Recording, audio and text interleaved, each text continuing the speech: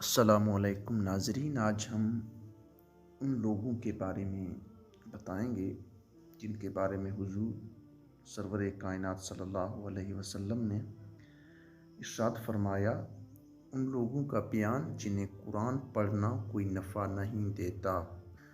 حضرت جابر رضی اللہ تعالیٰ عنہ سے مروی ہے، فرماتے ہیں کہ میری آنکھوں نے دیکھا اور کانوں نے رسول اللہ صلی اللہ علیہ وسلم کو سنا۔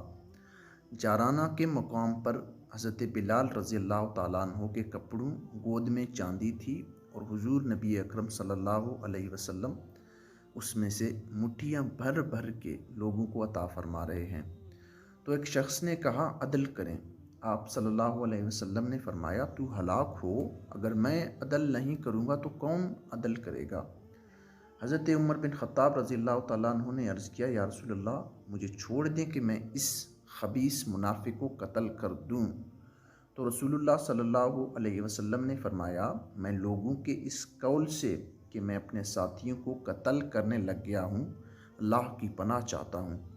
بے شک یہ اور اس کے ساتھی قرآن پڑھیں گے لیکن ان کے حلق سے نہیں اترے گا، وہ دین کے دائرے سے ایسے خارج ہو جائیں گے جیسے تیر شکار سے خارج ہو جاتا ہے۔